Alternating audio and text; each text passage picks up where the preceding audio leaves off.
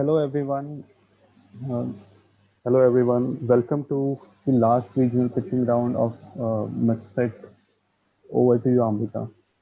Thank you, Rahul. Um, Hello, everyone. Good afternoon from India.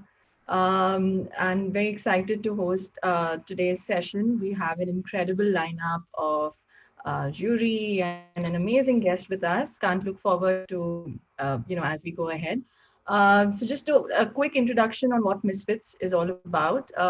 We are clearly on the path to create change. Rahul, could we move the next slide, please? Thank you. A quick introduction on Misfits. It's been on a journey since the last couple of months now to find the most impactful change makers from across South Asia. This is an initiative by Vriksh Ecosystem Foundation.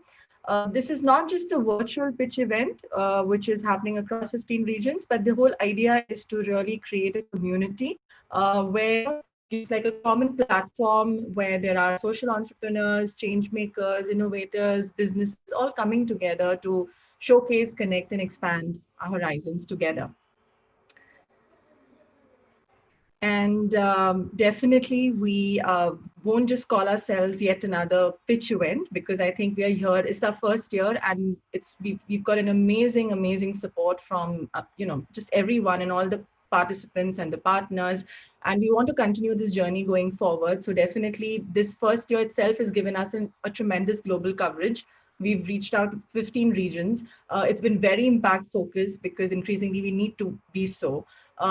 We are seeding ecosystems and joining hands with stakeholders across so many different regions to come together to build a common platform and, of course, ensuring sustainability.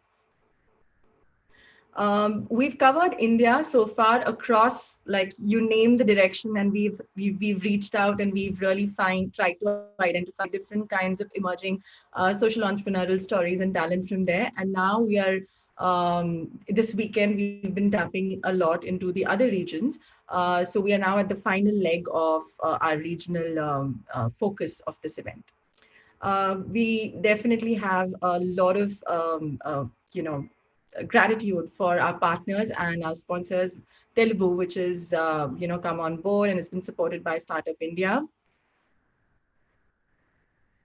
And this global ecosystem partnerships and the outreach partners, the support that they've come up with is beyond anyone's imagination, because the next few slides also gives us a sense of the kind of benefits they have come on board with, which I feel is like an asset library for all entrepreneurs, right?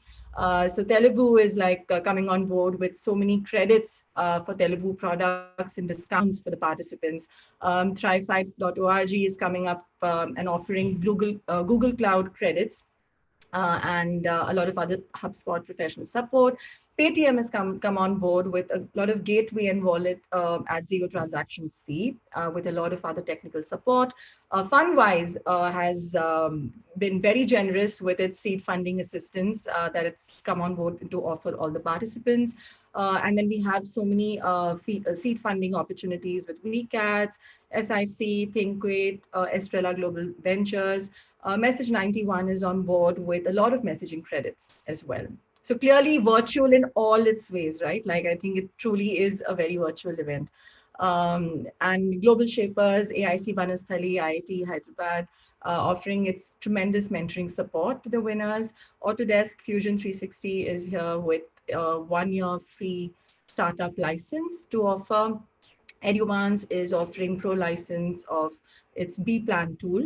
Kodo, of course, is come on board with a very generous 30% discount for all the participants of Misfits. The Starter Buddy is offering a premium membership, and Eat Launchpad is offering premium membership for their platform, and of course, there's Startup Grind, which is bringing an opportunity to become premium members of the ecosystem. And very quickly, the people behind this whole idea of Misfits has been Abhijit and the team from Vriksh Ecosystem.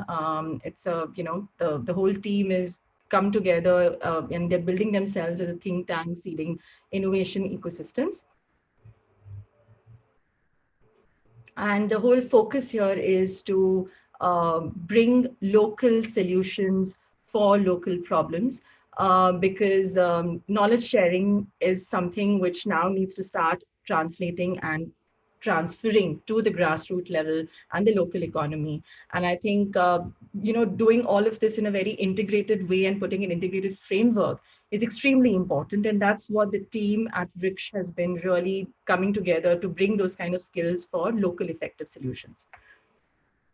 And it's not just about coming up with ideas, but it's actually about making things happen. So it's not just enough to say we believe that these changes need to happen at the grassroots level, but the focus is to actually have a team hands on involved in that, and nurture and support the local entrepreneurs to the best of our abilities.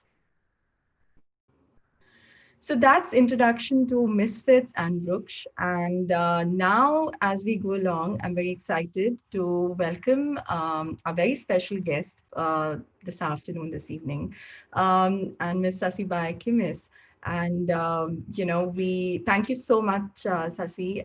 It's so I'm very excited to just have this conversation with you, because I mean, obviously, you have such an illustrious an incredibly inspiring background of what you have done, and your journey from where you started to now having taken a leap of faith and completely being such a agent of change with your idea of having started and innovated. I like how you call yourself. You're not just a founder, but you're chief innovation officer of Earth Air.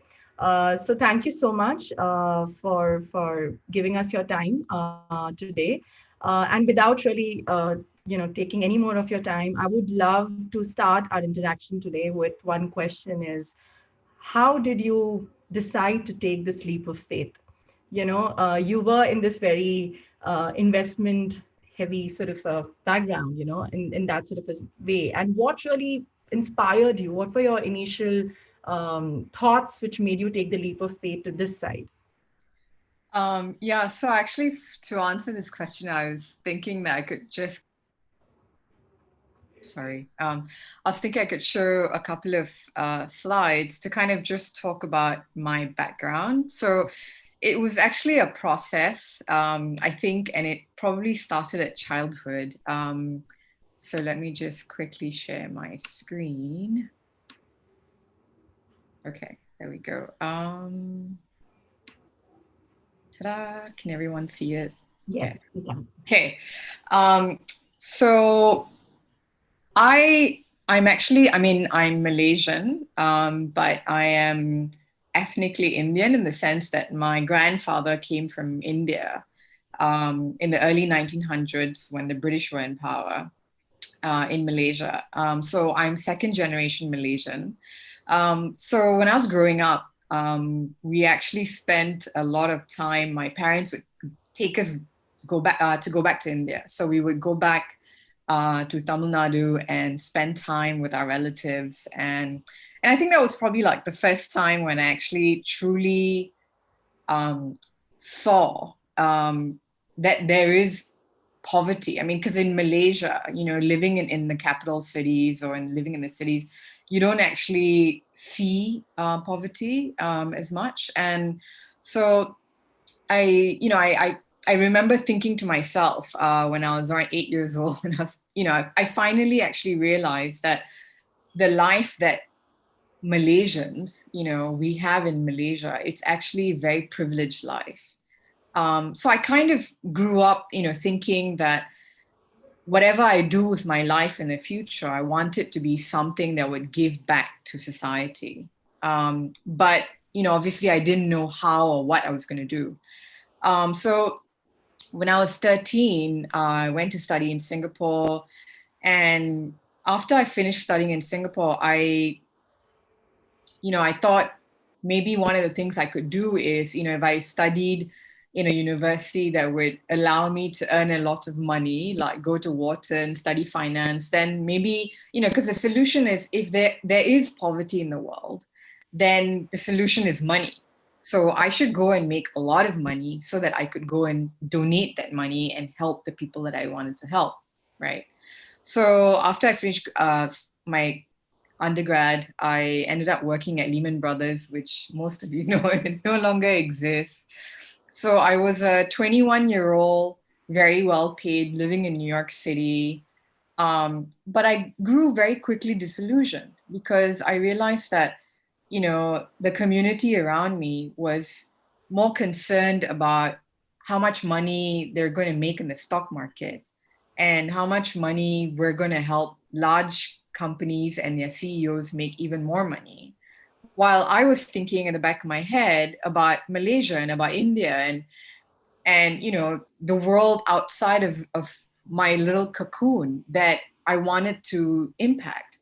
So within 6 months, I kind of knew that investment banking is not my thing. So I actually quit.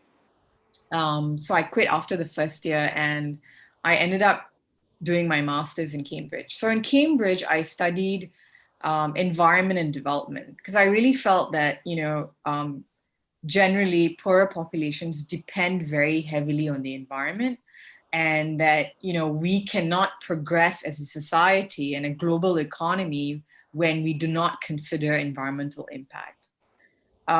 So when I graduated from my master's, I ended up going to work in Ghana for 2 years. Actually, I worked with the UN and I worked with a local NGO there. And it was while during my time in Ghana that I really kind of realized, okay, here I was in New York, making a lot of money, and no one really cares about what's happening around the world or helping others.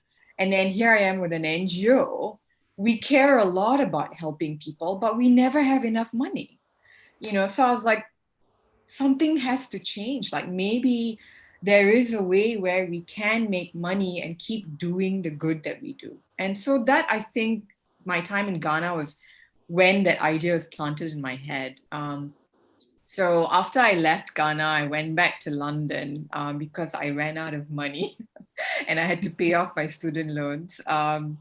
Then after London, I mean, I was getting to the age of 30, and I started thinking about, when you reach birthdays where there's a zero at the end of it, you start thinking a lot about your life and what you've done. And at that point, I started thinking about my life. I'm Malaysian, and I thought, when I lived outside of Malaysia, it was very much like complaining about our country and, Malaysia is not doing this, or, about corruption or whatever. And so I was like, instead of complaining about my country, I should go back to where I came from and try to be a force for change, right? So then I worked with Khazanah, which is Malaysia's sovereign wealth fund. And after 2 years at Khazanah, I had a incident that happened, which was basically I fell asleep driving my car one night because I was so exhausted from working very long hours. And at this point, I thought, okay, I could have died. So I started thinking, if I died today, would I have been proud of the life that I lived, right? So I started thinking about these questions. And the reason I have a photo of this gentleman here, it's actually my father. He passed away last year. And the reason I put his photo is because in my personal journey, he has been a very huge influence in my life, and been a great role model towards, like, exemplifying how to live a purpose-driven life. And so it was when I left Khazanah was when I started thinking about these questions, like, I want to do good, I want to do something useful for the world, but I don't know what. I have so many passions, I have so many desires, and I have so many skill sets. So how do I really know what I should spend my time on? So I spoke to a lot of different entrepreneur friends, and one of the key advice that I got from an entrepreneur friend was, he said, you need to sit down and write your personal mission statement. And I was like, what? I don't have a, he's like, you need to think about what is it that drives you? What are your core, what's the core value that you live your life by, right? So I spent almost 3 months thinking about this, rewriting my personal mission statement. And I actually developed a simple guide. If anybody is interested, please reach out to me. So these are some of the questions that I asked, right? And this is my personal mission statement. So when I had this, it was very helpful for me to evaluate business ideas that came my way, in the sense that if a business idea does not align with my personal mission statement, I let it go. No matter how lucrative it may have been or whatever, or no matter how much money I could have made. Because to me, I felt like I no longer wanted to live a life doing things that I don't believe in. So for me, it's very important that when I wake up in the morning, I'm doing something that I'm passionate about and I'm willing to go the distance to do. So to kind of, just give a background on that, is that why I think it's really important to have a personal mission statement is because that gave me my why in addition to like my personal life experiences. Wow, that just listening to this is very inspirational. And I think, one of the things which we are always told, right? Like, I think no matter whoever is getting onto the entrepreneurial path, that the why of your story has to be very, very important, right? Especially like your elevator pitch or the why of what you're doing. And given that we have today so many participants who are pitching their ideas, and a lot of audience who is watching is also watching because this is a pitch related event. I think what would your tip be, Sashi, for, or your insights rather be, for how should we come up with the why of our impact story of what we are building?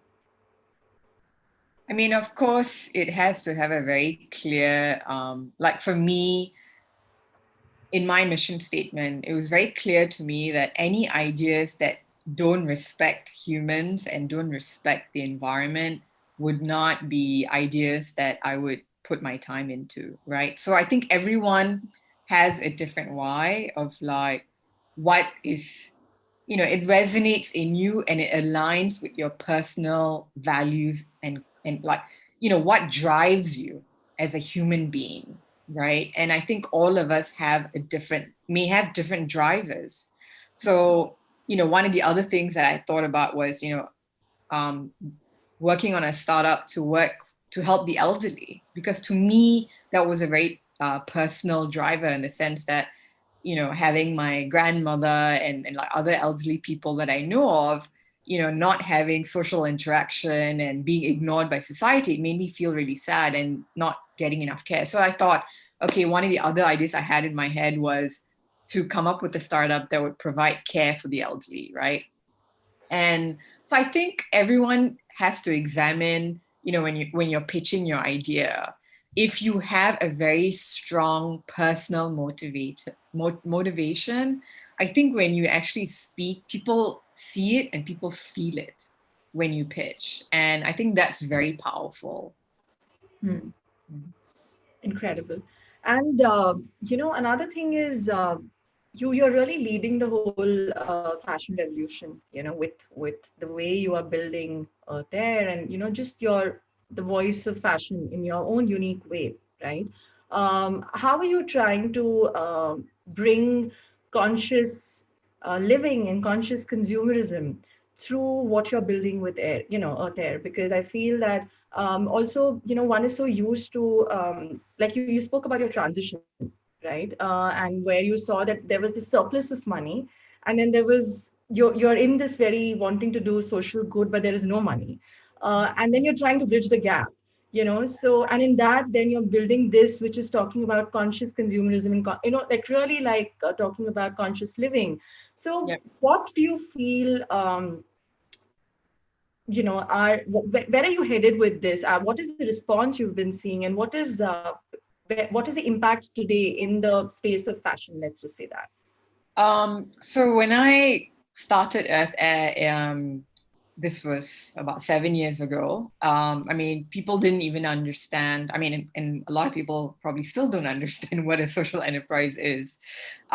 So I was initially asked questions like, "Oh, if you're helping artisans, why are you making money, right? It's like, so there was this suspicion in the public that if you are helping people, it should be a nonprofit. Like you cannot be making money. It's like they felt like, you're exploiting people to make money. So first was actually kind of building awareness about what the social enterprise business model in itself is. And then with respect to conscious living, for me it was very important because it sort of links what I'm doing with Earth Air and then my values about environmental stewardship and stewardship of human lives. The fact that when you buy cheap clothing, you know someone could be suffering, right? Like, and not be paid well, or breathing in fumes and dying and getting diseases to make the clothes that we wear. I mean, that it's kind of ridiculous. Like we should be making sure that we pay enough for the things that we buy so that the people in the supply chain, can be paid fairly. So the idea of like fair trade, fair wages was very important to me. And so those were some of the things that we've been educating like the Malaysian public. And now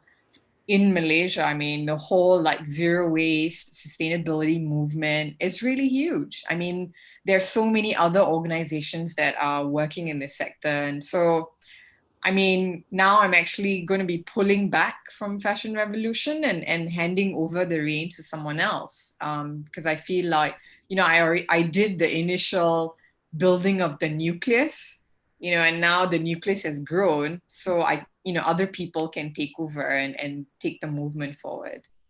That's incredible. And but when you're doing something like this, obviously there are so many stakeholders involved because you're building a community, you're trying to do something which is different. And there's always this private and public, right? So what has your experience been of getting the public enterprises and the government bodies involved in something like this? Because again, you're talking about fair wages and stuff like that. Yeah. So what has your experience been of bridging the gap of the private, between the private and the public enterprises to Yeah. create impact?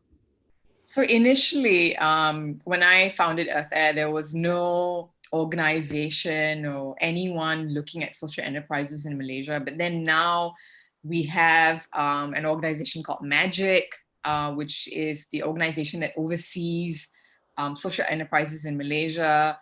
And it's now under the Ministry of Entrepreneurship. So I mean, 7 years later, there's actually a lot more support. There's a lot more understanding. There are legalities. I mean, Earth Air recently got tax exemption, meaning anyone who donates to any campaigns that we may have will get like a tax-free receipt, right? So, I mean, to even get here was like many, many years of like talking to uh, people in the government to help them understand what challenges social enterprises have. I mean, and my take on this is always that, social enterprises are kind of doing the work of nonprofits and taking up the slack of the government where they may not have enough bodies and hands on the ground, right? So we're actually building businesses that are solving everyday problems and helping society. So if we are sustainable, and then we don't need government support after a while. You just need the initial support, like any startup. You need the initial support. You're sustainable, you scale, and then you're self-sufficient, and then you keep helping people and you make money and you're fine, right? So to help like government understand that as well, to get them to invest in the growth of social enterprises was took a long time.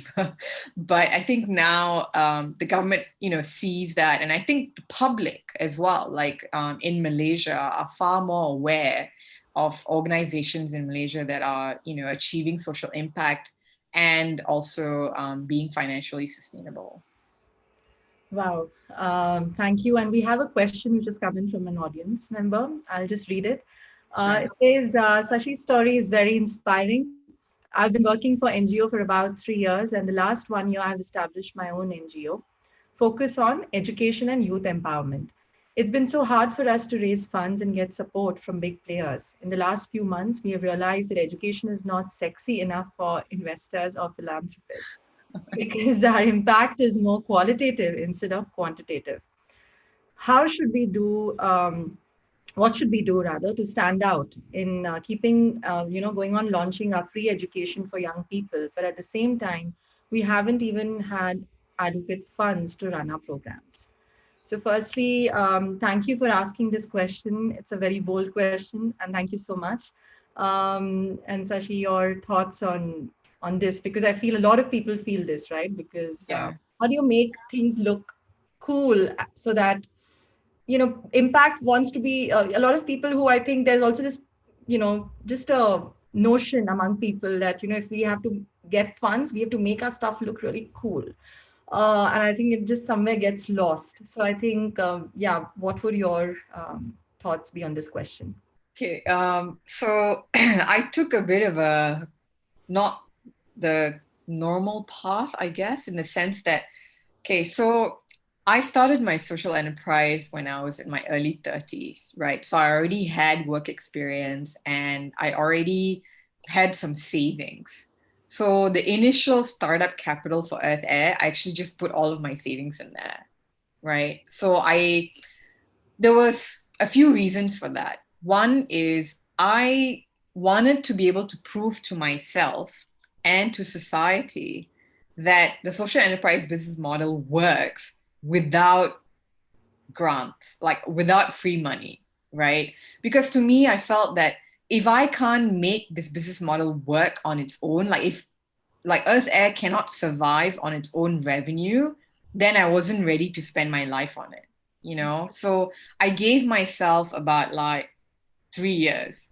And it was actually only in our third year that we started like getting attention and we won the British Council Social Enterprise Award.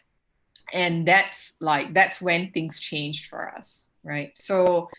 Um, so I know that a lot of the people in who are starting social enterprises startup in this group could be much younger, but my advice is always is go and work first for someone else, because I think that that gives you learn a lot of like about work ethics, about discipline, about not being the CEO. You can't start life straight away being the CEO. You need to start at the bottom as well, like, so I think having been able to like have experiences where you start at the bottom and you're like, working your way up, and then you really understand, how much effort goes into building something significant.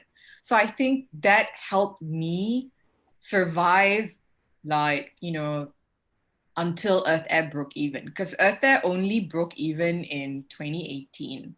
That's 5 years after I founded it. Wow. So, it took 5 years for us to be self-sustainable.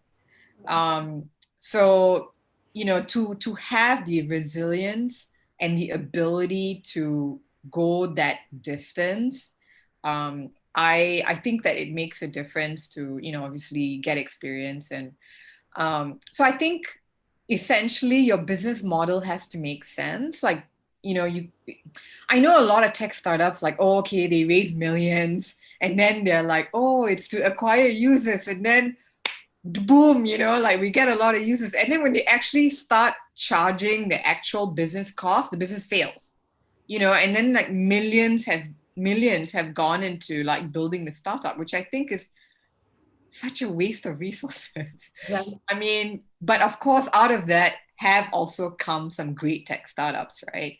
So for me, it's very important that the business model works. So focus on making sure that your business model works so that you don't have to depend so much on like external funding Right. to try and prop up your business with cash flow for it to survive. Right. And what kind of a business model you feel is sort of maybe some examples of what is really working? Because there are a lot of things which don't work. And in this space of fashion and sustainable fashion, and this kind of a industry that you are a part of, how how is what kind of, which typically gets looked at as oh, it's only for non-profit, people can't really make profit here. What kind of business models or business model is working according to you for people who are brimming with any ideas like these? Any thoughts on those? I mean, that's like a whole other conversation. I know it's a different conversation, but Yeah. I'm just asking for some insights on what should one even read about, because there's a lot of permutation combination one is involved in at this point in time, because post COVID, I guess people are also going through their own slump. Mm. So what would you say are the top 2 or 3 things one needs to look at to relook at that business model, whether it's working? So one of the things that was very important to me when I started Earth Air was, hey, okay, fine, we're working with artisans, right? We're making these products that are made by marginalized communities. And initially, I was like, I think in our first 6 months, I was just buying whatever the artisans made and then being like an ethical intermediary, and then reselling those items. And it became very clear that obviously, if you keep doing that, other people can do the same thing. So your business model sucks. You have to create products that will be unique. So you have to have great design. So from the early years of Earth Air, I've always focused on making sure that the products that we have reflect Malaysian heritage or reflect design such that those products cannot be found anywhere else, because they are unique to us. So that was one. And then the other one that I learned, I mean, a recent example is this year. In March when Malaysia went into lockdowns, I mean, I had no idea how we were going to survive, because I thought, oh my goodness, we're going to have to shut down our studio. I don't know if people are going to be shopping online. What are we going to do? Right. So, but then at that point, we didn't have, like, I couldn't find face masks for myself. So every pharmacy, everywhere I went, face masks were sold out. So we thought, you know what, maybe we should start making face masks. So we did. And then we got contacted by hospitals that said, hey, can you guys make PPE for us? Because we can't get enough PPE and the doctors and nurses are suffering. So we got working with a whole bunch of refugee tailors and started making PPE. And for 3 months, we were working like night and day, just churning out more and more PPE to be distributed to hospitals all around Malaysia. And we survived those 3 months because that PPE making actually paid for our overheads. And we have been able to pivot our business model in terms of products and, to making reusable face masks. And this year, we're hitting the highest revenue than we ever have in our 7 years of business. Wow. So, it's like, I think one of the key lessons I learned was about being adaptable. Don't be stuck to one way of what you think works and just keeping to that. You have to have a business model that is nimble, and this is clearly shown the whole world, COVID. So many businesses are shutting down. I just came back from a mall and then, there are a lot of shuttered shops and all this business is big names failing. Right. So it really shows you how important it is to build into your business model something that is adaptable, nimble, so that when things like this happen in life and in the world, you can quickly change and take advantage of it. Very insightful. Thank you. There's another question which has come in. Okay, this is a very common question these days. What is a lot of people are using the word sustainable and eco-friendly business Mhm. today, So what, according to you, Sashi, is really eco-friendly business or a sustainable business? So the definition of like ethical and sustainable for me from a fashion point of view is so when you look at a product, you have to look at who makes it, right? So are the people that are making it, are they treated well? Are they paid fairly? What materials are going into the product that you're making? Are you using polyester or nylon, which are synthetic fabrics and are not biodegradable and stay in the landfill, and because it's equal to plastic, right? Right. Or are you using natural fibers like cotton and linen and silk? Okay, so that's the materials. And then third is the process. what is the process of making the product? Is the process of making the product damaging the environment, or, is the process unique, or eco-friendly, or saving water, something like that. And then the last is what happens to the product at the end of its useful life. So let's say, like you can't wear your clothing anymore. What happens to it? Are you throwing it away? Are you recycling it? Are you upcycling it into something else? So that you're not creating waste. So that's how, I think about like an eco-friendly or sustainable product in the fashion sense. Yeah. Okay. Thank you. And I think one last question is, Sashi, how does one measure impact? Or what are your tips on measuring impact? Because everyone wants to do impactful stuff, but how does one measure impact? Okay, so this is a bit of a so I was approached by a lot of impact investors in the beginning of like when I was running Earth Air, right? And I actually didn't want to talk to them because I was actually kind of, because at that point, the first 3 years, I'm trying to figure out my business model itself works, right? And I was at that point, I was kind of like a solo entrepreneur, another mistake, right? So if you're starting a business, don't do it solo, okay? Like definitely do it with someone else so that you don't lose your mind and your mental health is safe. Otherwise, your mental health can be severely affected if you're running the business alone. So that was another thing that I learned. But okay, so when impact investors came in, they were like, hey, so you're doing good stuff. What's your impact? And I was like, do you think I have time to measure my impact when I can't even figure out if my business model works? Because I was like, the first thing I need to do is figure out if my business model works, because that's the only way then I can impact people positively. Because if my business does not survive, then forget about it. Why are you even talking to me? Right. So for me, I felt like it was very important for impact investors to kind of understand that social enterprises first need to be able to build a sustainable business model, because I mean, the impact you can see, but I didn't have time to measure it, because when you're starting off, you don't have much resources. You don't have enough people. You don't have enough money. You don't have enough time. So I'm not saying that, measuring impact is not necessary. It's just that I'm saying that I think impact investors need to have the lens that, like don't burden the entrepreneur with like, oh, I want to see all your impact metrics. Why aren't you measuring this? Da, da, da, da, da. It's not all like quantitative. So for me, I just actually told all of them to leave. I'm like, please don't disturb me. I need to build my business, make sure this works. And now I'm ready to measure all the impact that you want to measure. I have time to go and like spend time, how many artisans we train, how many hours we spent on training, how much money have we paid to the artisans. All of that I can give to you now, because we have a stable, and I can spend my time measuring impact. Yeah. Thank you so much, Nashi. This was incredible and very insightful. And I think we've covered all the questions. So thank you so much for your time. And I'll now request Rahul to please take forward the rest of the event. Thank you so much. Thank you.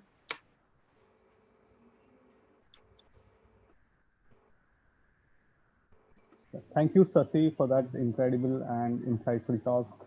And thank you, Ms. Amrita, for coordinating guest talk.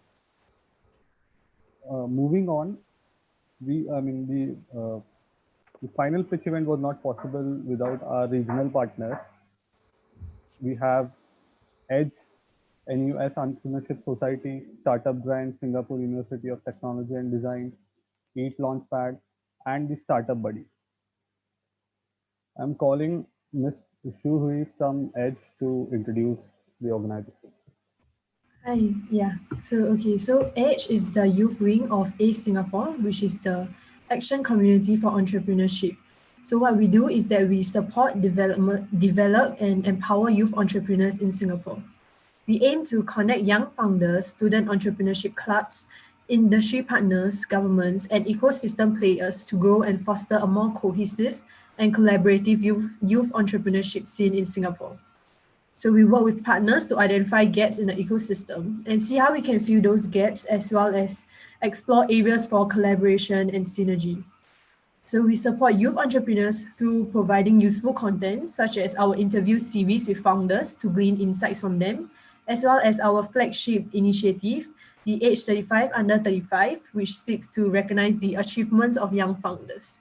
So we think that Misfits is a very meaningful event, which is in line with what we're trying to achieve. And it is also a great platform for entrepreneurs to showcase your work and connect and interact with others in the region. Thank you. Thank you very much, Shuhui. We have Jesper from Eat Launchpad. Jesper.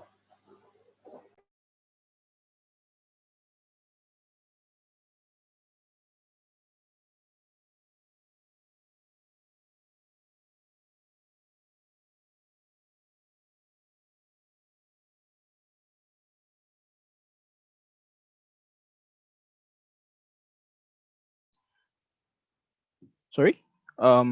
Yes, yes, yes. Yeah. So just to continue, and so we are a one-stop digital platform to support aspiring entrepreneurs and startup from ideation all the way to 7-digit valuations. Um, in specific, we actually provide tools and resources to entrepreneurs. So we help entrepreneurs to increase their productivity and solve their daily business problems.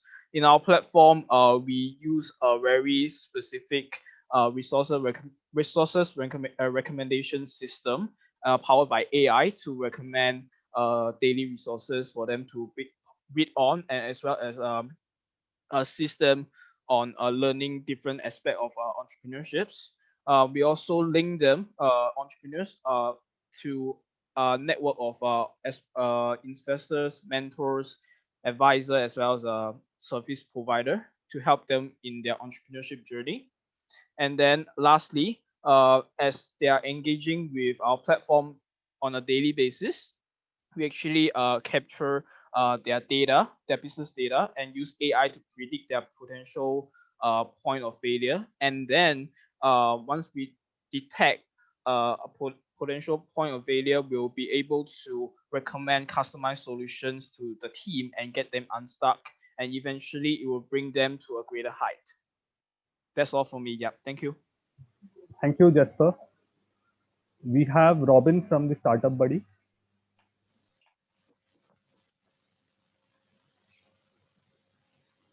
Hi everyone, I'm Robin, founder CEO of the Startup Buddy. We're Singapore's online fundraising platform and startup building platform. Basically, what you get when you sign up on the Startup Buddy is your own personal accelerator. You can start at ideation stage and build your way up to fundraising. We have two types of users. We have almost 2,000 founders on the platform and close to 800 investors in our network. And investors use our platform to find new companies that they can invest in. It's a freemium platform, meaning that a lot of our toolkits you can use for free, and you can also find mentors on the platform for free. And once you get to the stage of fundraising, we have a premium feature, which I've just put the premium promo code for in the chat. Everybody who's pitching today, good luck with your pitches and have fun. I know a few of you, so good luck. And Misfits, thank you very much for working with us. Thank you very much, Robin. We have Mr. Leng from NUS Entrepreneurship Society. Yes, Mr. Leng. Hi everyone, so I'm Ning from NES, NUS Entrepreneurship Society. So NES is founded in 1992 and we are actually part of NUS. So the aim of NES is to foster the spirit of entrepreneurship with our global network of alumni through the sharing of expertise and knowledge with our members. So we actually do this through organizing events such as Unicorn, which is a global student entrepreneurship student conference with over 700 stakeholders and partners. And we also have an upcoming social event, which is a pitching competition for social enterprise. Thank you. Thank you very much, Ms. Leng.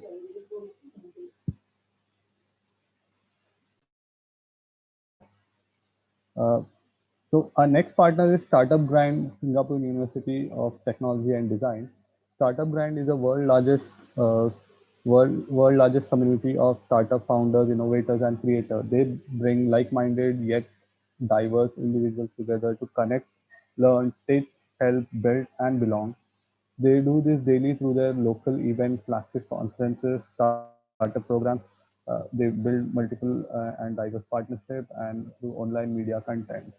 They have reached over 3.5 million individuals worldwide. The intention is to inspire, educate students about entrepreneurial concepts and thinking.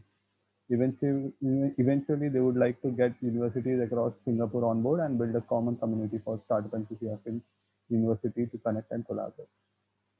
We thank you, every partner. Without your support, this event wouldn't have been this grand and successful.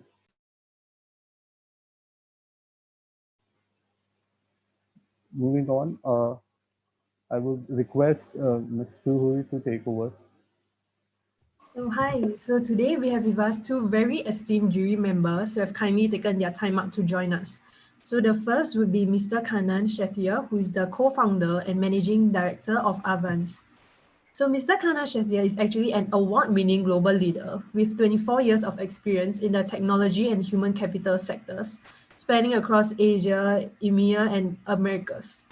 He's the co-founder and managing director of Avans, an award-winning HR tech and fintech company that prides in its three business pillars: screen, onboard, and develop. Avans help to screen for the right and safe candidates through background checks. Mr. Kanan's technopreneurship has earned him Executive of the Year, Human Resource Technology Award, which is an extremely prestigious management excellence award from Singapore's Business Review. The second jury we have would be Dr. Aslin, who is renowned for her expertise in innovation commercialization management at the University Technology Malaysia, UTM. So as a commercialization officer, the experience of managing over 100 innovation projects has made her an expert, established through her continuing education, including from Japan, the US, Italy, the UK, and several Asian countries. Her humble yet enthusiastic spirit has motivated her in the pursuit of her success today. So we can get to know her more in the upcoming colloquial session. So now I would like to take this opportunity to invite the juries to say a few words to the participants before the pitching starts. So Mr. Khanna, would you like to start first? Yeah, I was thinking you're going to tell the lady to go first. Hi guys, I think a lot of information to chew on a Sunday afternoon. Happy Sunday. So I was in your stage about 5 years back when I started my startup, but again, all my life worked for multinational corporate companies, born Singaporean, but worked and lived in different parts of the world. And as in my journey right now, also mentor while running my own company, Avans, and in the pursuit of mentoring a lot of other startups. I know the pains. I've been through it. My first, I think 1 year or 1.5 years of my business, probably I slept like 2 hours a night. And so I know what they're exactly going through. Yeah, I think this is going to be an interesting evening, and I'll do my best to help you guys as well. Go for it. I mean, this is the best time to pivot. This is the best time to innovate. Crisis times in Chinese, they say wei qi, right? It's qi hui. So it's like this is the best opportunity for you to put out all your ideas and get out there. So go for it. It's a Sunday anyway. Just relax and just do it. Have fun. Thank you, Mr. Kanan. How about Dr. Aslin? Hi, thank you so much for inviting me together with this program, Misfits. This is a very lovely evening here in Malaysia, 5 o'clock. So my name is Azlin. I am with the University of Technology Malaysia. It is a public university in Malaysia. So my experience is actually unlike Mr. Kanan. You have and Sasi, basically they have their own experience in forming up startup and establishing them in decades. Unlike me, I experienced all the innovation, entrepreneurship, as well as technology commercialization throughout our academic entrepreneurs experience. Somehow this is where I established my knowledge and experience, as well as through the PhD study that I just finished last month, basically. So work together with University of Malaysia. We have established at least 47 of startup company. We declared is actually a spin-off, and there is different definition between a startup and spin-off, but it's okay. It's just the internal declaration of startup and spin-off somehow. So the startups are wonderful. They wonderful, but still struggling to survive. They are struggling with putting out and bringing out the technology-based products to the ecosystem, and this is a very challenging part.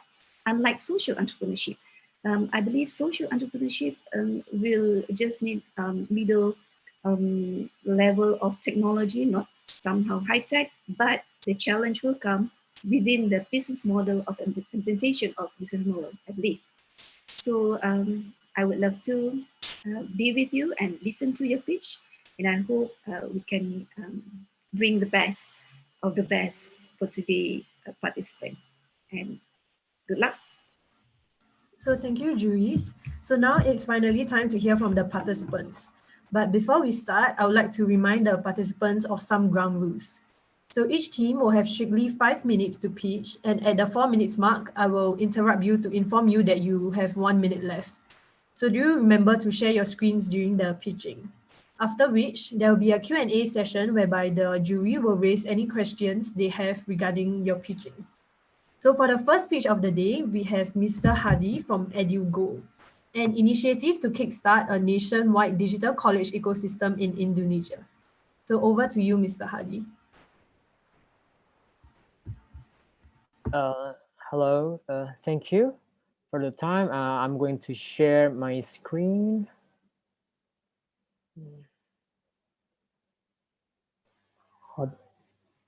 Okay, so all right. Good afternoon. My name is Hadi. I'm going to deliver a pitch deck about EduGo. So I am as the CEO, Chief Operations Officer for EduGo, and I have another two teams, which is Wahyu Taufik as CEO and also Agit Amrullah as CTO.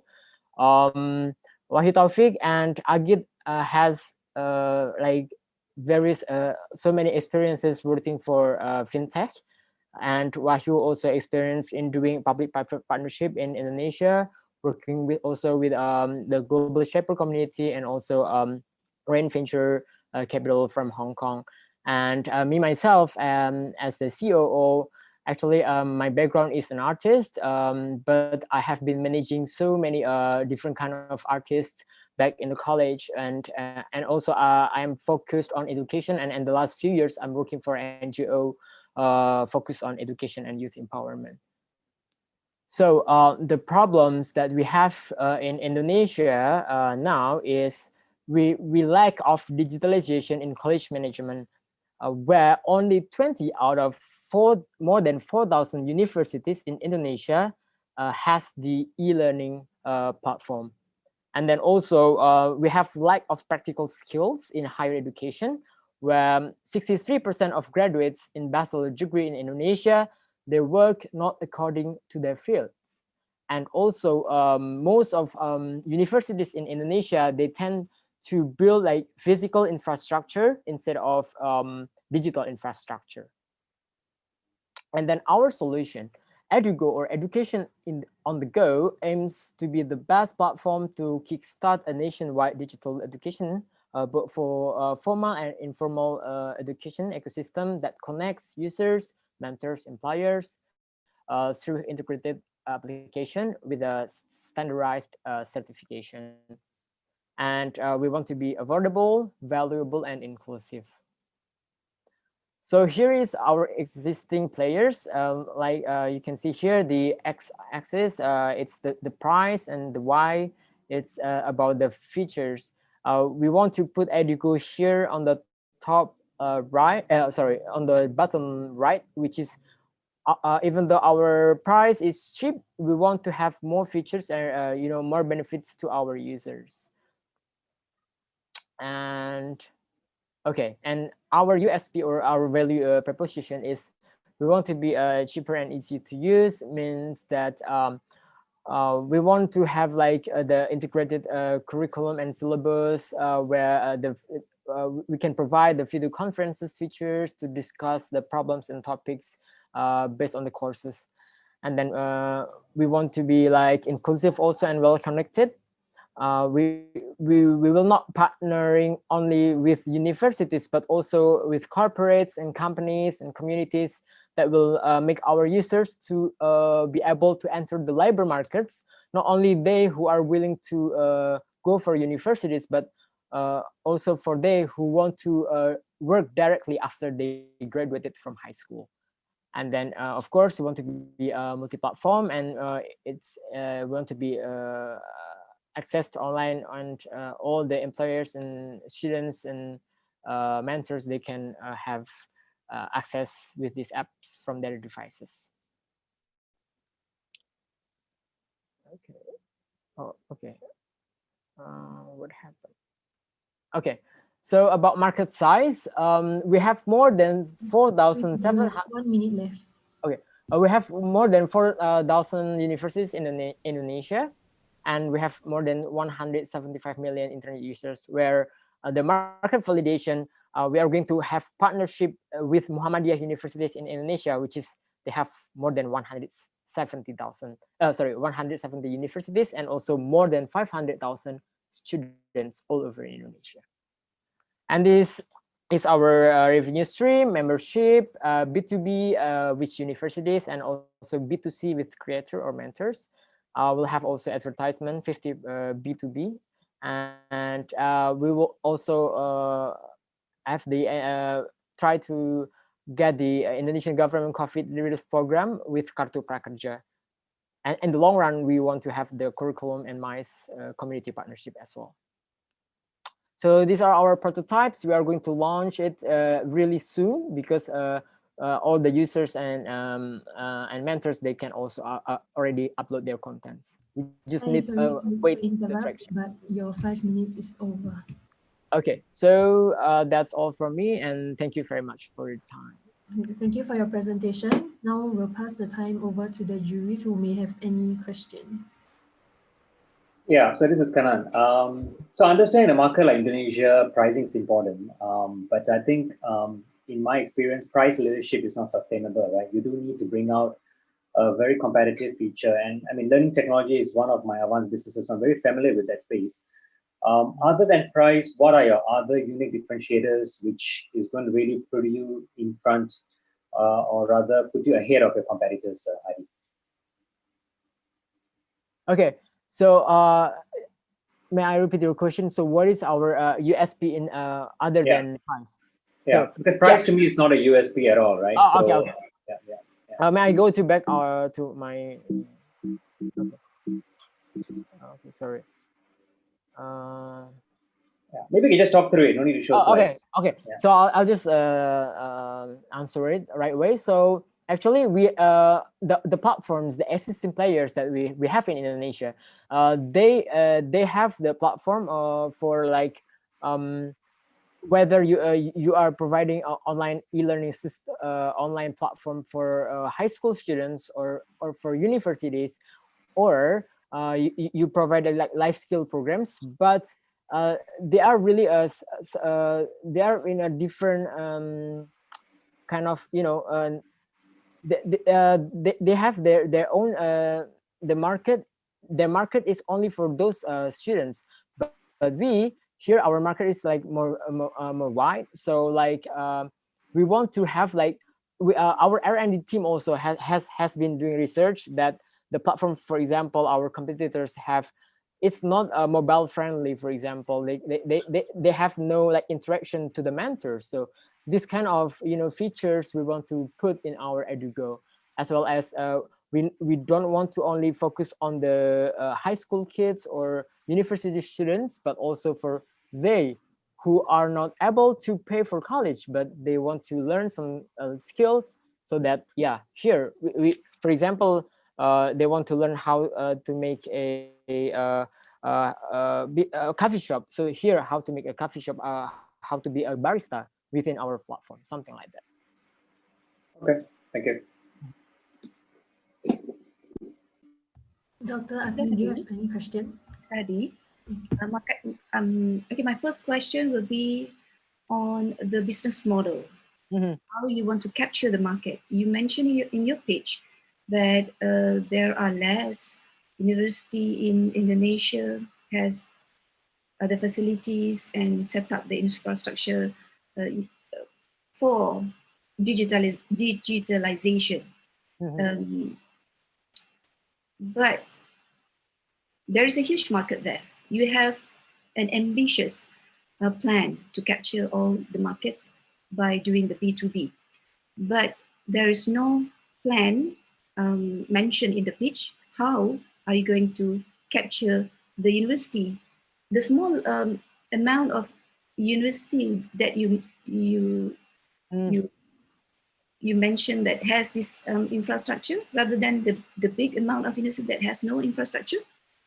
And you mentioned that the business model is to get to B2B to the universities that has this infrastructure. How are you going to capture the rest of the community that are lacking in getting this digitalization education? Okay. Thank you for the question. So the first thing first that we want to be focused on is that we want to once we got like some investment or donors, we will be focused on B2B, which is we are having already a MOU with some of Muhammadiyah universities in Indonesia, which is our users is like already obvious. So we have partnership with already MOU draft with them. It's just a matter of time until we got the fund to build our platform to be ready to launch. And then after we get some revenue and tractions and everything, later on we will be focused also to B2C and reach out those people who are not able to go to universities, but to access the life learning skills, just like a coffee shop that I have mentioned, something like that. May I know how long will be the duration between you capture the investment until the first enrollment of the community or the participant that will involve in this program? So we are targeting within the next 1 year, we are going to be focused on not only to B2B, but also to reach out this B2C market as well. Thank you, good teaching. But only one advice from me: you need to express the way you capture the market, the way you capture the investment, rather than not suddenly telling us that you have got already one investment in line, so you should improve on that. But that was a good pitching for you. Thank you. Sorry, just to add, I know it's always a tough one to be the first one to go.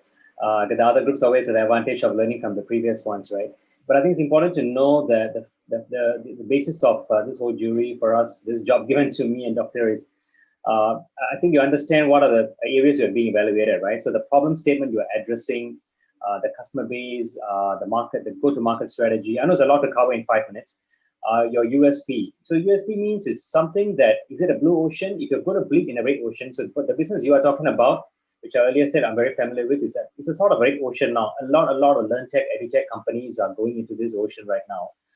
Recently in Business Times, it was reported that a lot of investors are also looking at companies like these because the new way of learning is going to be a lot of blended learning, right? It's going to be face-to-face plus hybrid of face-to-face as well as e-learning. So I think you're in the right business.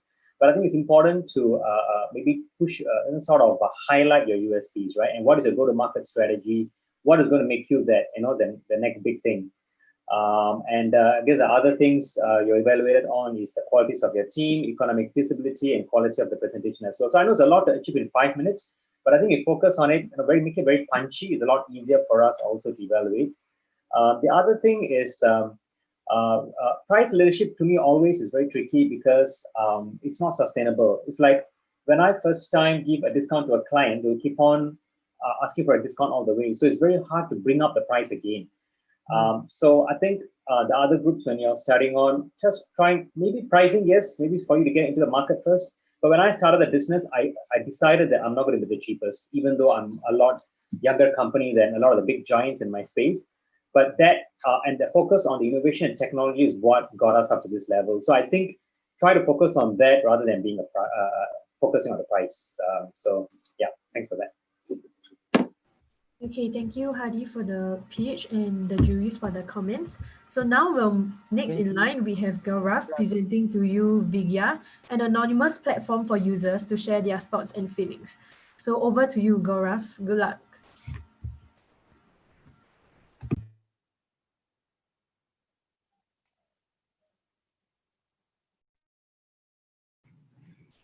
Yeah, hi, good evening, everyone, and thank you for the opportunity. I'm here to introduce you to Vigya.io. We call it a safe place. Our mission, our objective is to create a judgment-free zone where anyone can share whatever they feel like. What we try to do is when a user comes in, we try and shift their mood from whatever they come in with to slightly more positive. Our team, Jitin Tulli, who's also on this call, is the CEO, founder. Myself, Gaurav Goyal, investor and founder. We have a chief editor, Purvi Das. Kunal Kumar is our CTO. And Ritesh is chief advisor for AI. The problem we're trying to solve is the dark side of social media, which I assume we all know that it's a real thing. It has disproportionately affected the young adults, the teens. The numbers are staggering. Every 100 minutes, there is a child, a teenager who takes his own life. And today's time is the peak of this problem, and it's growing in numbers. So, and we haven't peaked out yet. The solution we propose is anonymous platform and anonymity being at the core of it. So much so that we don't track the IP of our users or even give them a login option. So users can just come in and share, speak their heart out, share their dark stories, and simply vent.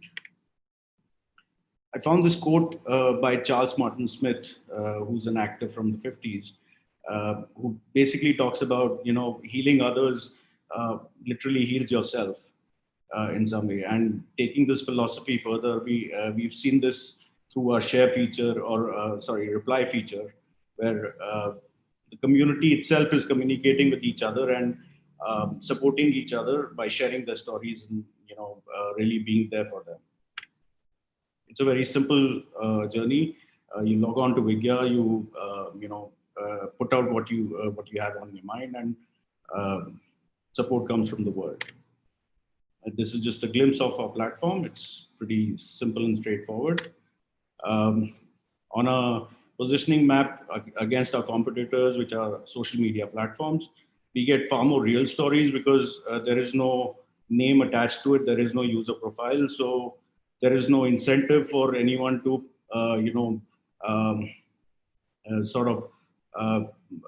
exaggerate their position. And it's pretty simple and straightforward because we don't have a login again. So the journey is quite simple. We launched on 17th of May during the lockdown. And today, in November, we have 20,000 posts already. 1,000 days worth of time has been spent on the platform by 300,000 visitors so far. We are scheduled to put out a press release and a large campaign with some new features that promote more user engagement. We have a revenue model also designed and to be launched soon, along with our mobile applications. This is the true validation that we've gotten from our users so far. Each user has spent an average of 4 minutes and 45 seconds on our platform, which is truly encouraging.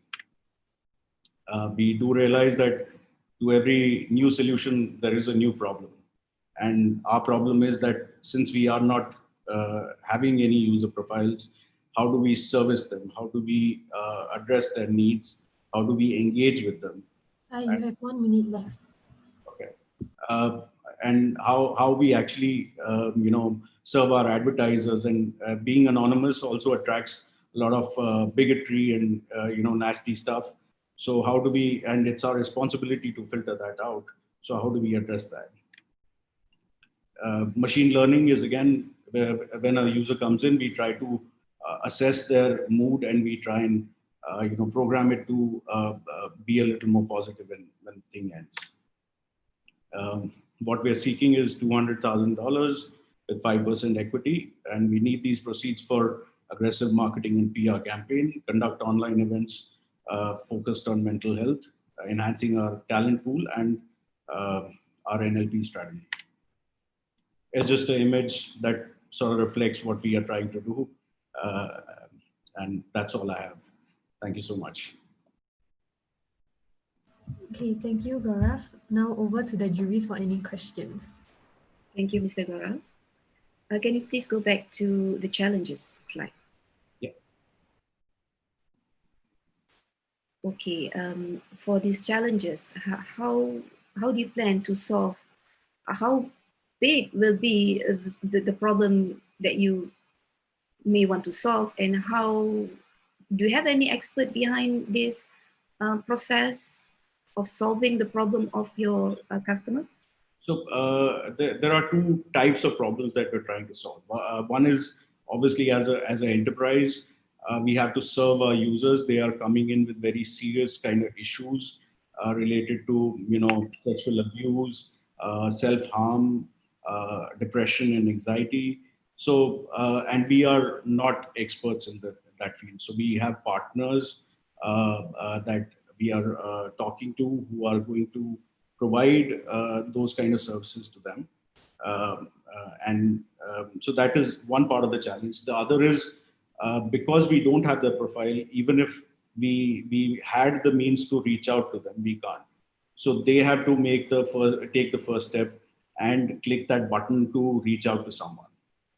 So what we try to do is put out content that is helpful, which helps them, realize that they're not alone in their journey, to motivate them. So trying to find more, communication mediums and mass content that helps them. So we are not trying to do one-to-one. For that, we rely on our partners. Thank you. Maybe last question from me. What are you going to do with that 200,000 USD? So right here, one is to let the platform be known to a larger audience, so that they can find this place and vent out. We need to do some PR and marketing, as well as we intend to do mental health events, taking experts, something like we are doing at Misfits right now, but more focused on mental health issues. So our audience can listen in and access that content and resolve their concerns. Thank you for now. Pass to Mr. Kannan. Hi, Gaurav. So can I just understand? So is this like a social media platform for people to channel or vent out their frustrations and problems, right? So everybody gets to see what they vent out, or is it more like a helpline kind of platform? No. So it's a social media platform. You can call it more of a blog. It doesn't look like Facebook, thank God. It is a very simple, straightforward, scroll of posts, and one can click that and access them. And there is choice of replying to it. There is resources of helpline numbers that they can call on, which are not ours, which are by authorities. So we are just providing the information as to where they can go. Okay, so it's a bit like it looks a bit like Quora, Q-U-R-A, a bit like that where people add their thoughts, a bit like a Glassdoor kind of a thing. Yeah. Okay, so one of Avant's businesses in background checks, one of our top selling checks is called social media checks. So we use machine language to vet through what people post on social media, and we look out for derogatory indicators, right, related to sexual stuff, radicalism, violence, and all that. So when we do that, we of course a lot of employers, they want companies like us to do this kind of social media checks to get more data points on an employee or a candidate. Some companies even do social media checks on their employees every 3 or 6 months because they want to make sure that they're not bitching about them or the bosses or whatever out there in the social media. So by you bringing this, obviously, there's one more platform for us to check on as well, looks like. But so is this, because it's out there, so when people put out there, people need to be social media responsible. But when they put out there and everyone's going to see, I think it's even more, I don't know how it's going to, I mean, maybe for younger people, they do not know the effect of what's going to go out there. But once you put out there, we have seen a lot of people not being employed or companies went again, let them go because of the stuff they put up on the social media. So it's a very sensitive thing. So in this case, how do you, I don't know, if I would not go and put up anything sensitive there because once it's out there, it's out there. Right? Agreed. So how do you manage that? Yeah. Agreed. So, but none of our users, even as a platform, we don't know who they are, right? So we evaluate them basis the content that they post, and if the content is demeaning any particular society, any it's just nasty or just sexual in nature. So our AI as well as our moderators, we try and filter that content out. So you at Advent would not be coming to my platform to evaluate what Gaurav Goyal has written on the social media platform, because you will not find Gaurav Goyal here. You may find a post that I may have written, but there is no way to correlate that. Okay, so there'll be no images or photographs or whatever, so you can't really see who is who at all. No, nothing. I'll just add a bit to what Gaurav said. Hi, this is Jatin. So I think a platform does not have any user ID. There is no login, and we go to the extent of having no IP tracing as well. So that's the reason we have taken out Google Analytics out of the platform, because it uses third-party cookies to do IP tracings. So we've gone to those extents for the platform altogether. Okay.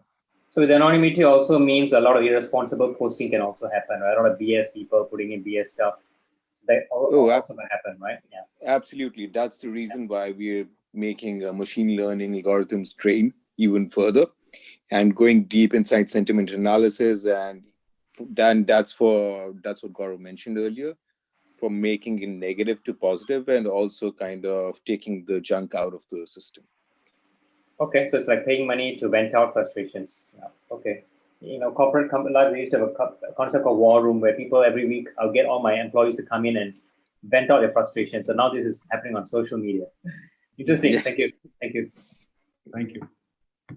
So thank you, Mr. Gaurav, for the pitch and the jury for the comments. So next up, we have Sophia from Unifage, which aims to build a world free of diseases. Over to you, Sophia. All the best. Hello. Can you hear me now? So Chris and I will be presenting who as the co-founders. Just please tell me if you can hear me or if you cannot hear me. Yes, we can. Please show. Okay, cool. Thank you. So hi, we are Chris and Sophia, and we are founders of Unifage, and we are building a world free of disease. 25,000 people die every single day due to malnutrition, while between 25 and 40% of all crops are lost to pathogens each year. To meet the ever-increasing demand in food supply, we continue pouring tons of dangerous chemicals, such as antibiotics and pesticides, into the environment, and expand agricultural lands. Agricultural expansion accounts for 78% of all deforestation worldwide, which continues further driving this vicious cycle. Bacterial diseases are a significant factor driving all those issues. Indeed, the problem of bacterial diseases in agriculture is immense, with about $70 billion worth of crops being lost to bacterial pathogens each year. This number comes up to more than $200 billion for all industries combined. We have come to live with and accept these figures. But at Uniphage, we want to break the status quo. And we have the best partners of all to do this, bacteriophages, which are natural enemies of bacteria. Bacteriophages are tiny viruses that kill only bacteria. They are completely safe for humans in the environment as recognized by various governmental agencies in every country. To fully utilize the power of bacteriophages, we use machine learning. Our machine learning algorithm predicts how to modify the already well-characterized bacteriophages to kill off the target bacterial pathogen. Our bacteriophages are then tested, mass-produced, and delivered in a ready-to-use form to our customers. As we'll use the same core set of bacteriophages with minor modifications for every new application, the approval process will be becoming increasingly easy with time. The production cost will also continue going down. We've broken down the process of building this machine learning algorithm into two key steps. As part of the first step, we've already developed an algorithm that predicts which already known phages can efficiently kill off which known bacteria. Our model is already 98% accurate in silico, and we are currently testing this model in a lab with funding from a US enterprise. For the second stage of our model, we are building an AI that predicts how to modify the already well-characterized phages to kill off the target pathogen. We are keeping our AI models as a trade secret, and we will patent the libraries of our genetically modified bacteriophages. Just as every platform tech, we need to start somewhere. As our first targets, we have identified some of the most dangerous and devastating crop diseases on Earth, most of which are completely incurable, such as citrus greening and Pierce's disease. Combined, they cost our primary markets, California and Florida, over $500 million each year to mitigate, despite all existing solutions being mostly ineffective. We will sell our bacteriophage cocktails to affected farm and plantations while pricing ourselves similarly to the existing cost of mitigating and offering up to 400% increase in yield following a successful therapy. Next. Our competitors are primarily other phage companies and conventional solutions such as antibiotics, all of which, however, have to make significant trade-offs that we do not.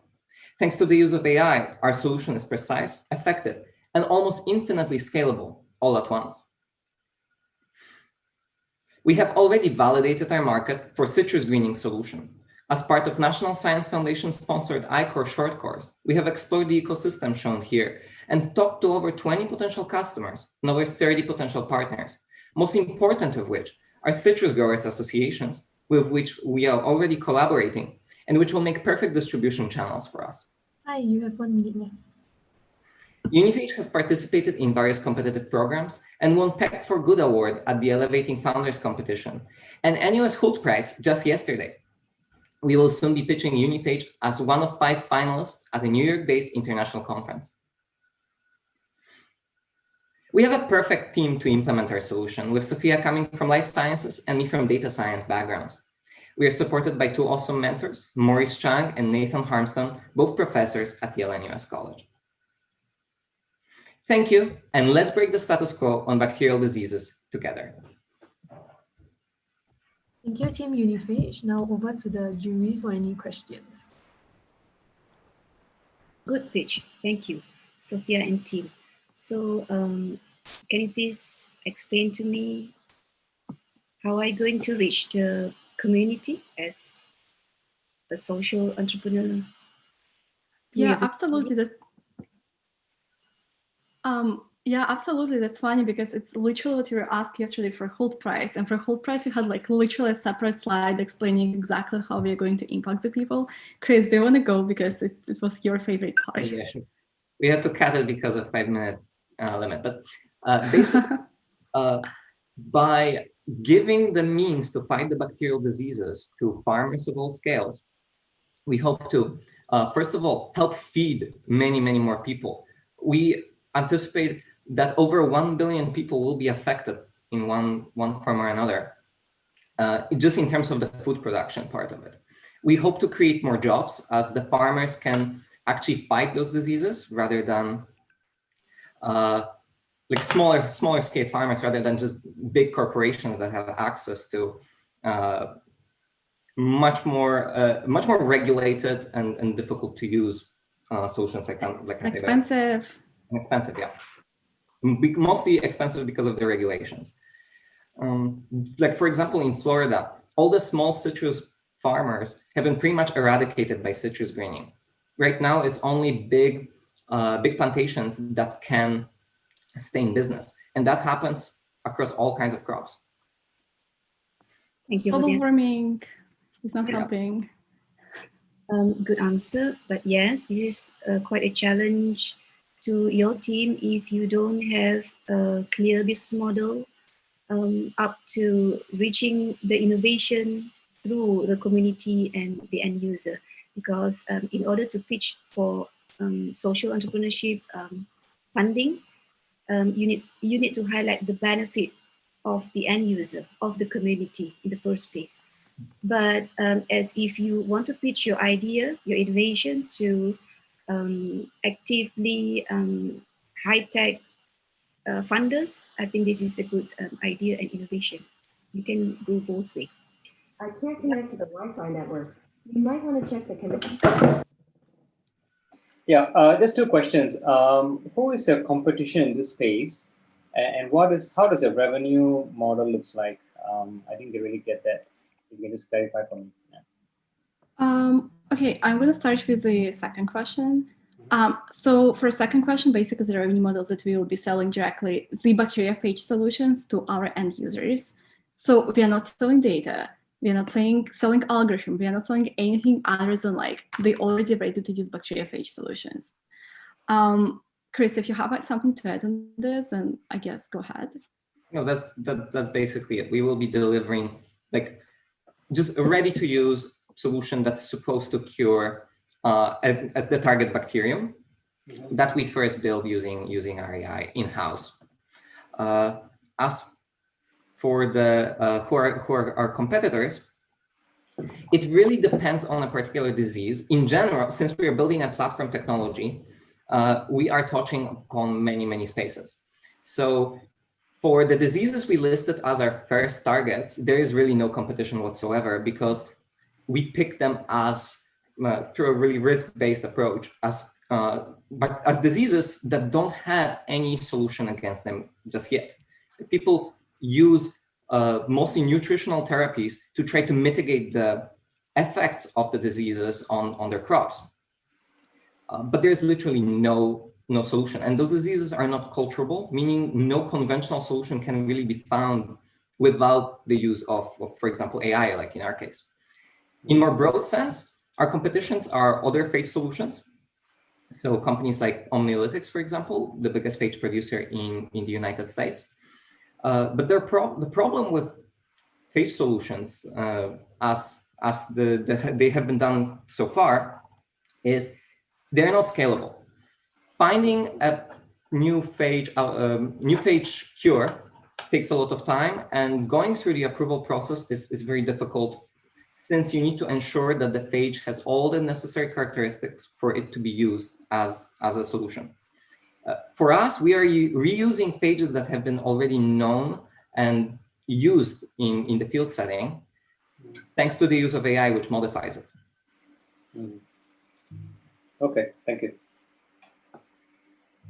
Okay, thank you, Team Uniphage. Now we'll move on to Tashin, presenting to you JobShine, which aims to improve the job search process for non-PMET workers.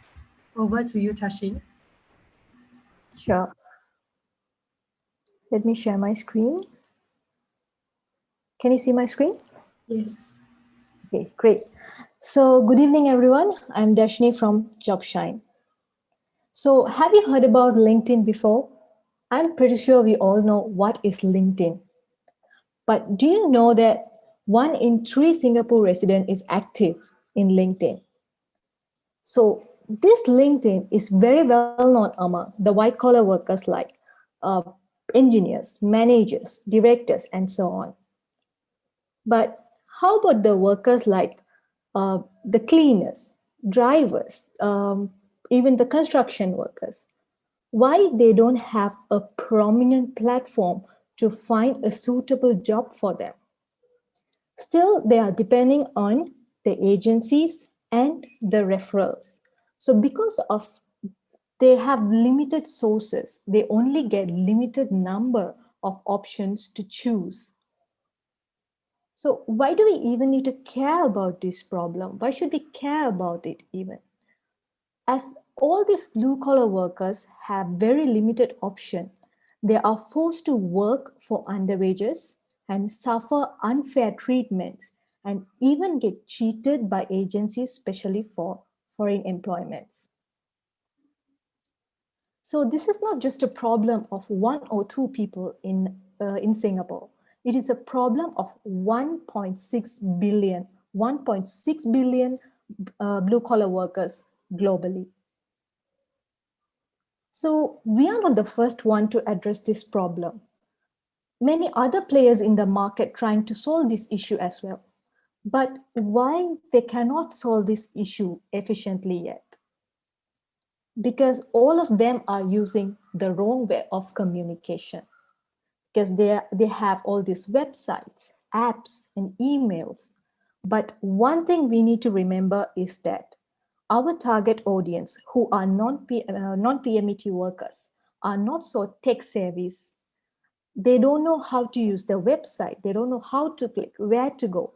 Even more than half of them, they don't have the email address.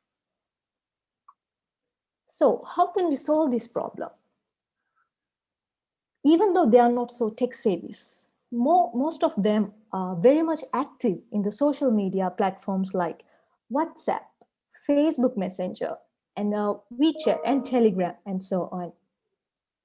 So that's why in JobShine, we have created this AI chatbot for job search, and we have integrated that AI chatbot with the social media platforms like Facebook Messenger, Telegram, and so on.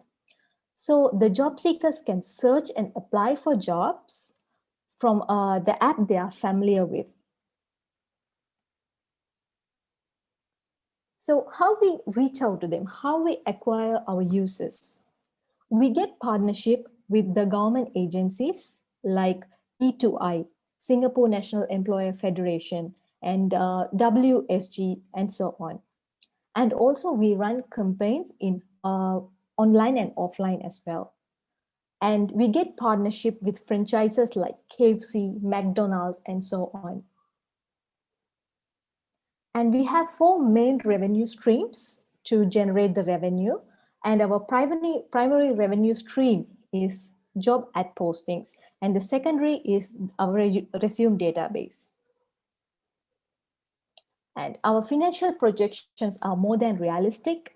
So we just started to generate revenue from last month onwards. So far, we have generated around $3,000, and we are on track to hit $10,000 by end of December.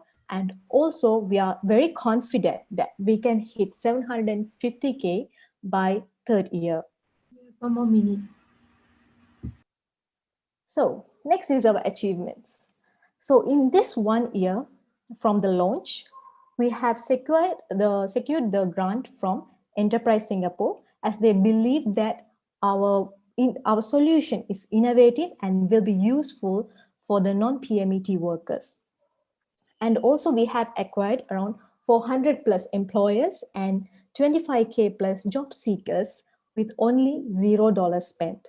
And also we had 3 million plus messages sent and received in our chatbot. So this is our excellent team. I'm a CEO of JobShine, and I'm a management graduate from Asia's #1 university, NUS, and also a former engineer. And we have Mr. Prashant.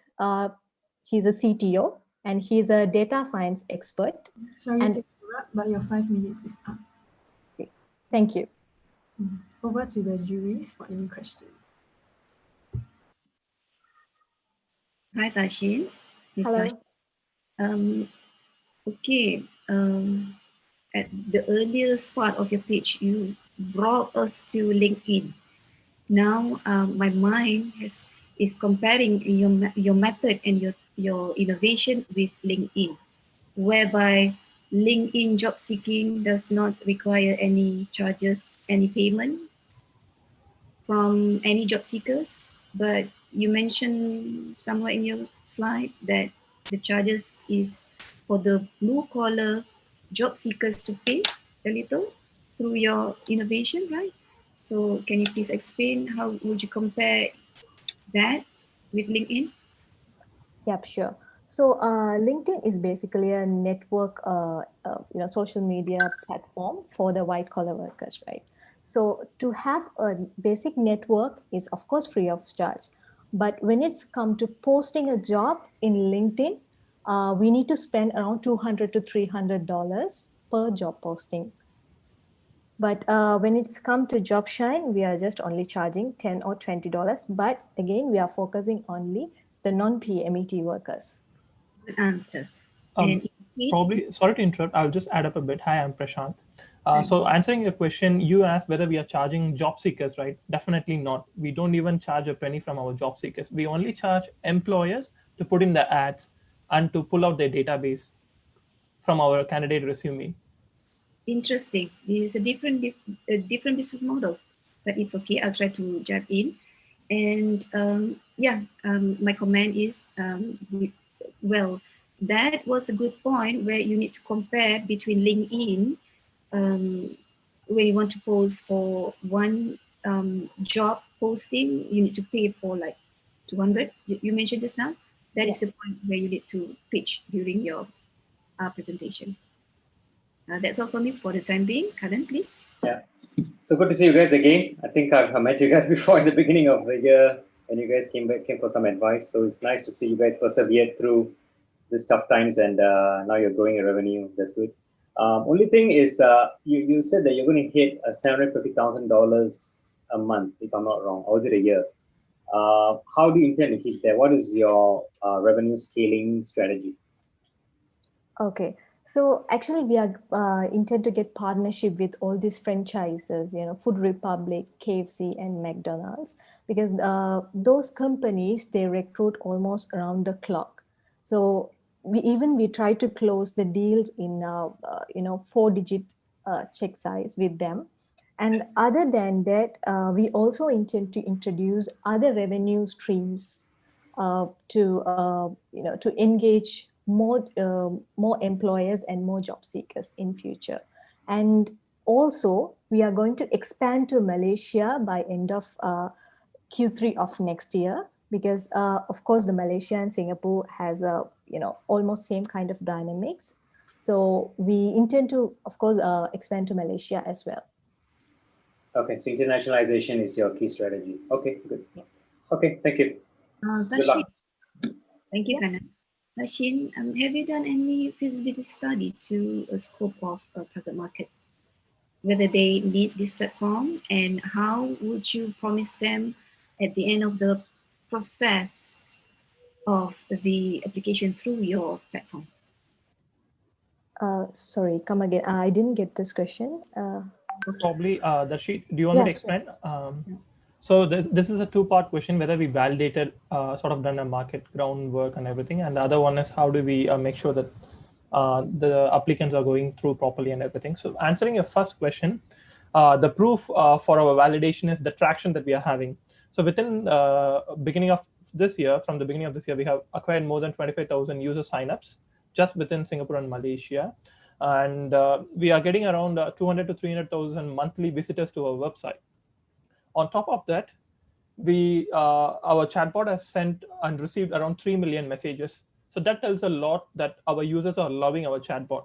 So one thing that sort of we really felt is successful in our business is that we've understood that early, before launching the chatbot, we understood that our target audience are more comfortable sending messages than going to email or checking out website and doing all those things. And that validation worked out really well. So unlike the white collar audience who is comfortable with any platform, the blue collar audience, they like to send and receive messages. So when our chatbot sends them messages, the jobs through messages, and helps them to apply, the conversion rate increased by 300%. So earlier, before the chatbot, when we send them to our website, only 1 in 10 signed up in our platform. Now 3 in 10 signs up when we send them to our chatbot. So that sort of showed us that this is really working in terms of market validation. And answering a second question, how do we make sure that the jobs are going through properly and employers are getting the right candidates and everything? We have a smart automated filtering system where when the employers post a job, they can ask some questions.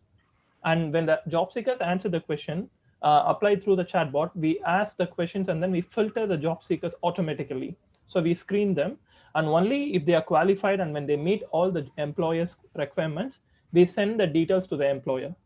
So that way, we save their time a lot. And if they are not qualified, we immediately tell the job seekers that, hey, for this reason, you're not qualified, perhaps you can try again next time. So we try to close the loop, because one of the biggest pain points from the job seeker point of view is I apply for so many jobs out of desperation, but I don't even get to know what's happening after that. I don't even get a call or email or anything. So that's always something painful from a job seeker side. So we try to close that loop and make it helpful for both the employers by automatically filtering and the job seekers by giving instant updates and results. Thank you. Good answer. Thank you. That's all from me. Okay, thank you so much. Yeah. So thank you, Team Jobshine. So now we'll be moving on to Scrap Hero by Tommy. Scrap Hero is a brand recyclers platform that connects existing recycling processes with brand involvement. So over to you, Tommy. Good luck. Okay. Hi. Thank you very much for the opportunity. I'm Tommy, founder and CEO of the Scrap Hero. Scrap Hero is a decentralized recycling platform. And the problem that we have in the existing recycling platform, because we have in the recycling, we have the collection, we have the sorting, we have the shredding, palletizing, and all those. And it's done by multiple people. And then the value actually mostly gone to the handling. It's not going to the people. And the second thing is the centralized, because it's centralized. There's actually a lot of the costs actually involved in actually moving from one to the next stage of the process, and also the carbon footprint that actually impacted in the environment. And the third thing, why there is a lot of collection point, but there is no recycling at that place, because it's very high cost to actually open the recycling where the supply is not continuous. We, Scrap Hero, a group of recycling plants in Indonesia, we bring this solution. It's like to decentralized recycling platform. We have machinery in our facilities. We hope that when we have the downtime, we want to bring this to the collection where there actually the scrap resides. This decentralized platform actually eliminate the huge amount of the carbon footprint while bringing to our company. And then this on demand. So where there's a lot of the scrap, they can actually recycle it on the right away on the spot. The market size, because we are based in Jakarta, Indonesia. Indonesia, we create 5 million tons of plastic scrap annually. In Jakarta alone, we have 357,000 tons of plastic scrap annually. And we target within 3 years, we will process 50,000 tons of plastic scrap. Our business model is come from leasing our machines, and then we guarantee that we buy the raw material result of the recycling at the collection place. So we take 10% fee of each transaction, and we aim by within 3 years, we reach $5 million. To reach this market, we reach the collection point, which is in Indonesia is the bank sampah, the scrap bank, where actually we buy the scrap.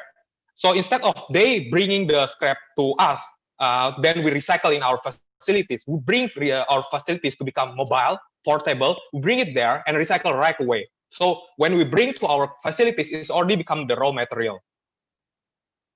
In our competition, there is two ways. First is there is actually the recyclers, and then there's a collection. With the collection, there's actually a lot of the startup that actually collect the scrap from many homes, offices, businesses. So we aim to actually fulfill this demand also in the recycling. So they are not only collect, they actually recycle without a huge commitment in the facilities. For the recyclers, they actually get the raw material instead of they do need the recycle there. The founder of Scrap Hero is come from the recycling company. Me and Rodri actually was the manager in the recycling companies where I do procurement. He actually doing the efficiency in the plants. by a few months of our working, we invite one of our friends who actually the owner of distributor in FMCG product, fast moving consumer goods.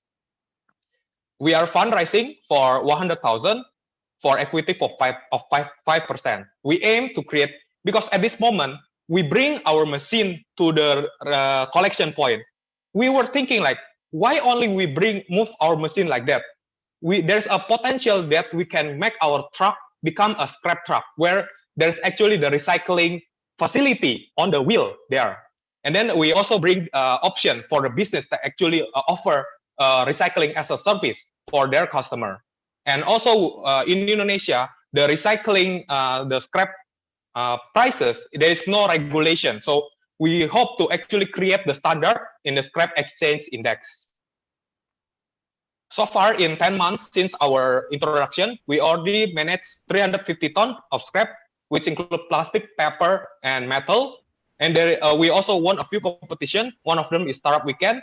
And we are one of the 5 finalists that actually won the grant from Menjadi Nyata Incubator. Sorry, you have 1 minute left. Okay, sure.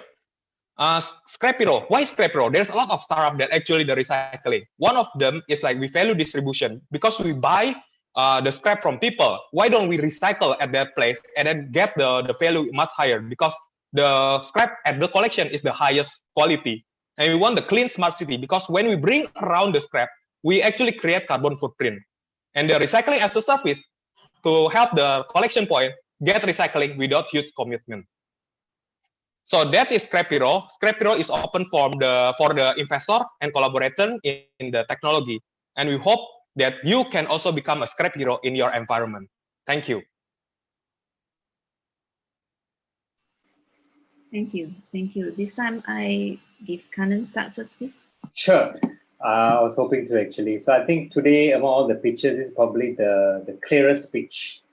So bagus. All right, well done. Thank you. Very clear from the first slide to the last slide, the problem, why Scrap Hero. And I like the way, because in my tech world, we use terms like SaaS, PPAS, IAS, and I like the way you say recycling as a service as well.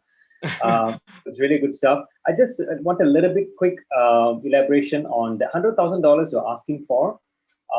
What are you going to do? What are you going to do with it? I mean, are you going to build these platforms to get these trucks, or I'm sure you already have all these in place already, right? Yeah. So actually, we have machinery that actually in place, and then this one is actually one of our solution actually in our think tank group. That actually we bring our machinery. Why don't we bring our machinery to the collection instead of they sort it out and then like bring it to us? We do recycling there, and then actually we can increase the value of the scrap from 20 cents there, and then we recycling down there, it becomes 70 cents. It's 3 times that fold of the value that they actually receive there. Okay, got it. And if it's okay to share, what kind of revenues you guys already at? We actually earned 14,000 since our 10 months. Because this one is one of the pilot project, because we try and testing a few of the collection place where there is not a lot of the minimum 1 ton of the scrap. So when they have the 1 ton of the scrap, we go there, recycle it, then we get the raw material right away. So before they bring like 1 truck, 1 ton, they bring to us. But at this moment, like 1 truck, they can bring 5 ton. They actually save a lot of the cost in the shipping. They also not letting the carbon footprint also in the city, because if you bring 1 ton each truck, you already like 5 truck and then 5 source of the carbon footprint. And then from there, we actually earn a lot from the value of the scrap. And then we also earn from the transaction fee too. Okay. And what is the target for, I mean, what is the vision with this company in terms of revenue or business?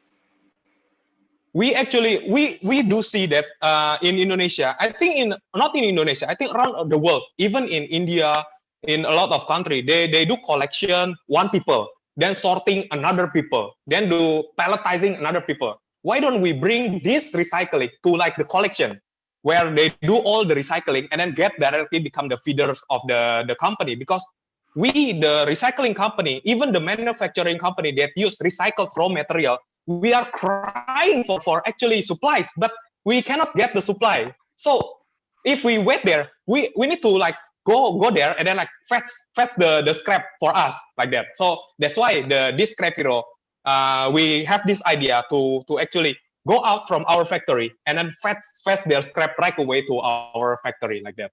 Okay, terima kasih. Thank you. I have only one question. Can you please explain to me the huge market again at Indonesia and the targeted market that you are targeting for? Yes. So we as a company, we actually the scrap buyers, but we scrap mostly after pelletizing. So we only buy from the collection, or we call it pengepul, that actually already pelletizing become the BG plastic, the pellets. So we actually have this technology, we have this machinery, not so big in the plants.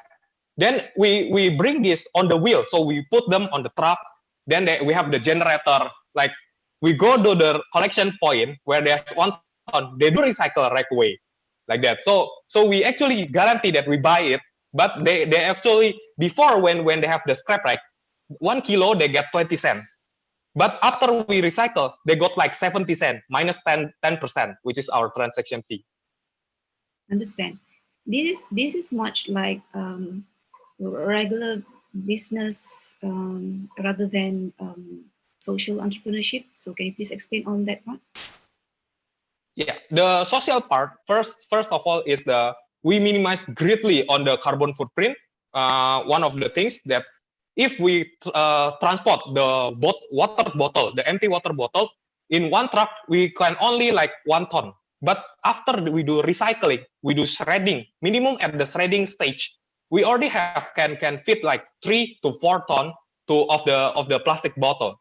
So this actually change greatly. I mean, like impact greatly to the environment, where one truck compared to the 4 truck that actually transporting the same amount of things. Thank you, Tommy. I have no question. Thank you. So now, for last presentation of the day, we have Edwin from Go Eco, an eco-friendly multi-vendors platform based in Indonesia. Over to you, Edwin. Yeah, hi everyone. Thank you for the time. Let me share my screen first.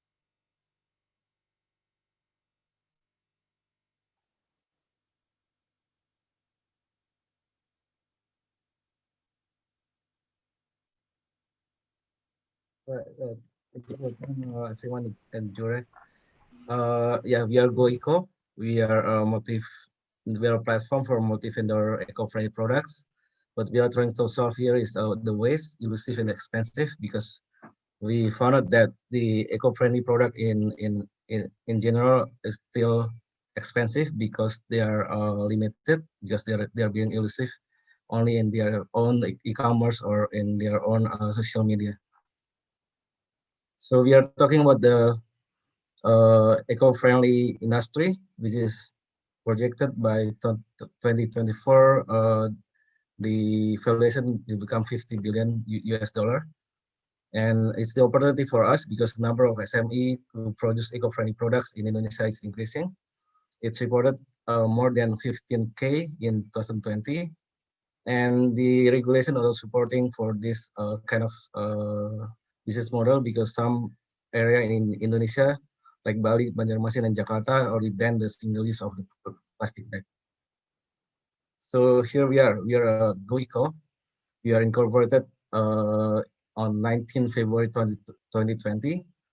We started with the campaign and awareness using the social media. We have Instagram account, which already hit the 11.2K followers.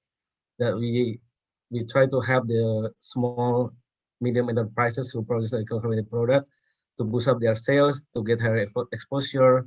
We also provide the multi-vendors convenience to use, and of course the secure transaction, and eventually the competitive price to lower down the price of eco-friendly products in Indonesia. Yeah, we are already live.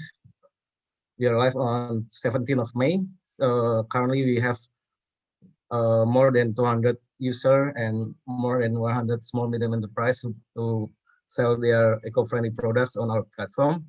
We have 15 different categories with over 700 products listed on our platform. So what we do is we are empowering the SME who produce eco-friendly product, but not only become a marketplace, but we also do a training. That's what we plan in the future as well. So we can empower the small medium enterprise to recycle the waste, so they can sell their product on our platform, on our marketplace. That's why we need the waste management as well. We are piloting the waste management. We with few types of the category of the waste as well. We collect them, and then we are partnered with one of the waste management company who have the license in Indonesia, so we can do the whole cycle for waste management. So yeah, we are a platform, but we empower the small medium enterprise to produce the eco-friendly products, and the else which is not being recycled or will go the waste to energy or waste to waste to energy products or goods like fuel, gas, or electricity. These are the competitive advantage. We see that there are like competitors, but what we do is quite different. What we have in domain, but we have more services, not like the others have. We have a multi-vendor, we have the multiple payment channels, we have the waste management, and also we have a strong government partnership. So on August, we already talked with Jakarta governmental office to have the collaboration, to have the partnership on the waste management. Okay, this is a social impact. Of course, the clean environment, empower the SME, and of course, increase the awareness. This is a team. I'm the co-founder as a president commissioner, and so Sarah, co-founder and CEO, who has strong background in the partnership with the governmental sector and the private sector. And last but not least, but we are raising for 250K for pre-seed funding, which is equal to 20% of the equity. So why invest now? Because we are in the right time. We are in the right industry to work on, because the COVID-19 situation also boost up this awareness. The people more willing to buy eco-friendly products, and they are put more attention on the health issues and the environmental issues. Hi, sorry to interrupt, but your time has ended. Yeah, thank you. Just over to the jury. Thank you, Edwin. Yeah. So you highlight much in the pitch that this is eco product. So yeah, go eco. It should be eco-friendly delivery, meaning to your product output. So, but much of the infographic are put in the sense of like, yeah, you highlight about waste management, and my understanding on the picture that you put in your pitch in your slide, mostly plastic wares and can you please go back to the yes.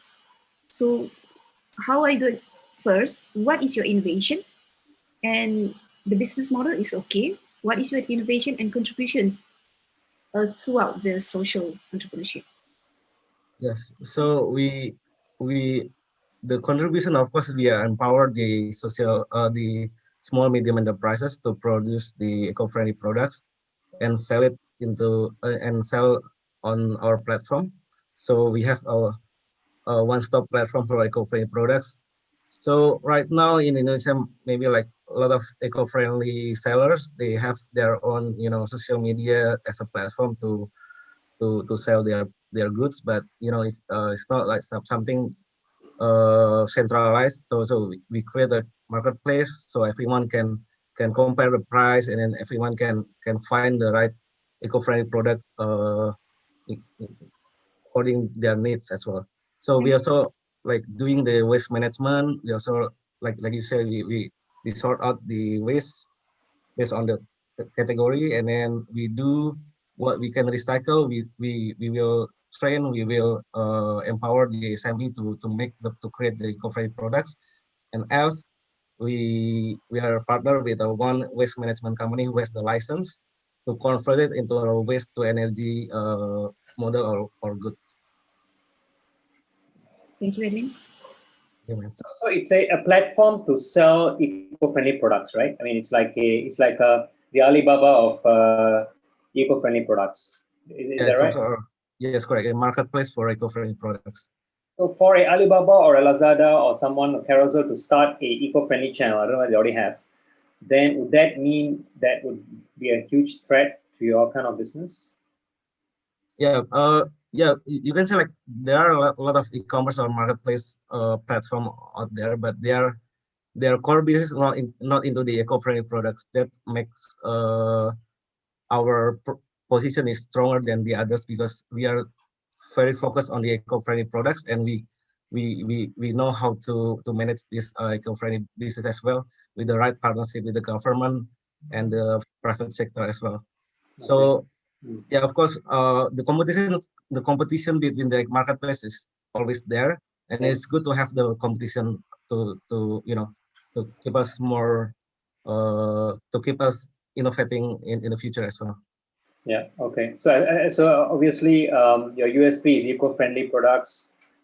As long the definition of eco-friendly is also clearly defined, because a lot of them try to find an angle to make the product look like eco-friendly and they masquerade it, right? This is something we see everywhere. So right, exactly. Yeah. That's why our platform is a curated one. So we curate the vendor and the products that being listed on our platform before being listed on our platform.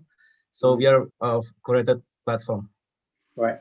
I noted that you put up a very high valuation for a business. So what kind of revenues you guys are already at, if it's okay to review? Well, actually, for our marketplace or our platform is already live since the May, but we have to do some sort of the remaking of our platform because the last one had some problem. So based on our new system, we already make around 5,000 USD in terms of the platform fee.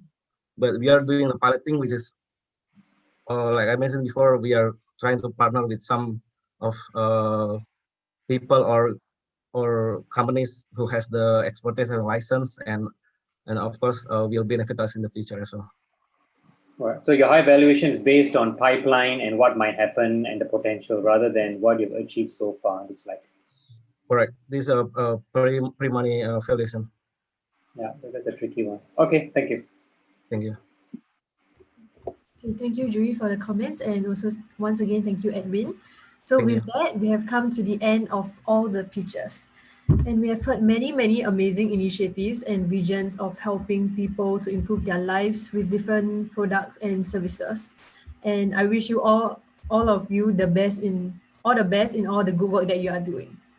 So that said, I would like to invite the juries for once again to share any final thoughts or feedback for the participants to level up their initiatives. Dr. Aslin, would you like to start first? Thank you so much. I think the pitch presented by all participants are very good. The idea of innovation are noble, regardless of the IP. I didn't ask a question about whether the IP has actually been filed or not. Attorney Sophia mentioned about the plan to file patent and trade secret. That is very good understanding about how to go about with the process of getting through the process of implementing your business model as well as getting and capturing your end user and target market. That is very good. But in the first place, throughout the page, you are presenting your noble idea, noble intention, and you have objective.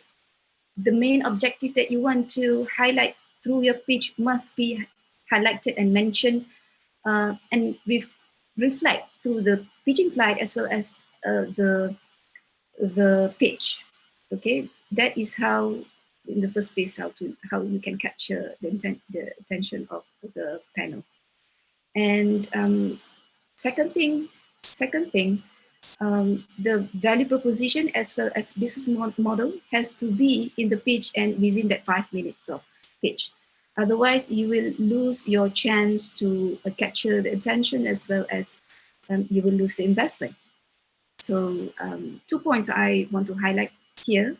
And the rest of the point are very good. Innovation are good. Presentation is tremendous, and well done to the teams. Thank you.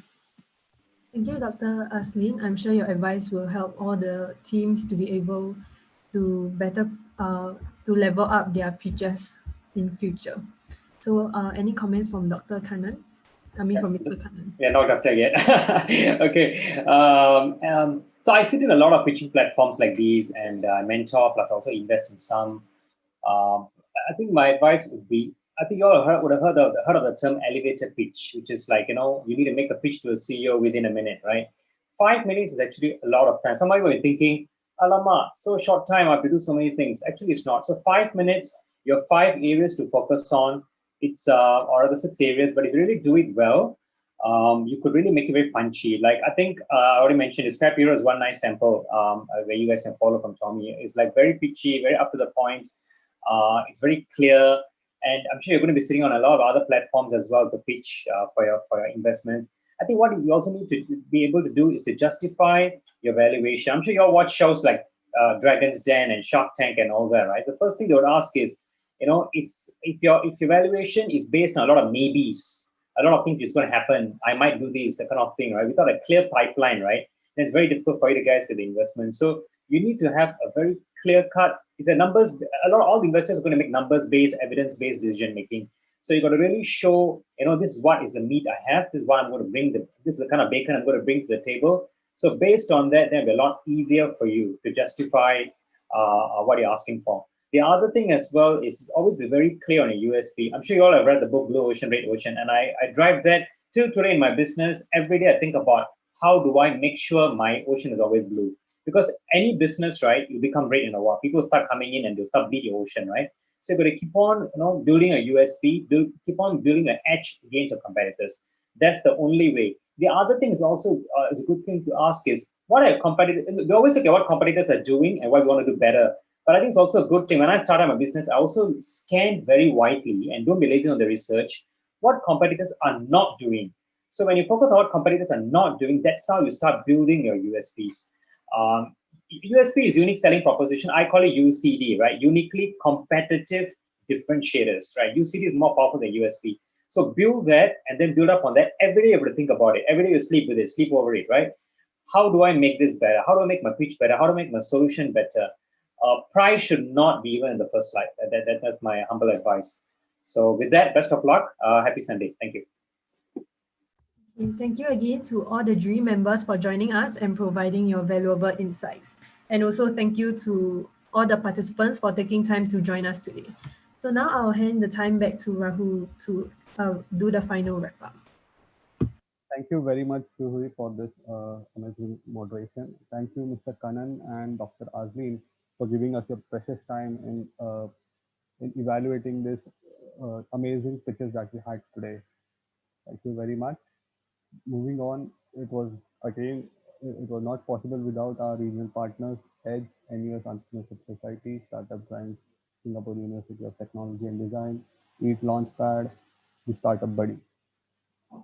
We have an amazing ecosystem partner, TriFi, Paytm, MSG91, Makeshift, Kodo, Legex, Entrepedia, as well as Global Ventures, School for Social Entrepreneurs, Fundwise, Head Start, Supreme Incubator, Autodesk Fusion 360, StartRight, Incubate, Workbench, Project Innovation Foundation, Helm of Fate, RT Lab, Venture Catalyst, AIC Ray.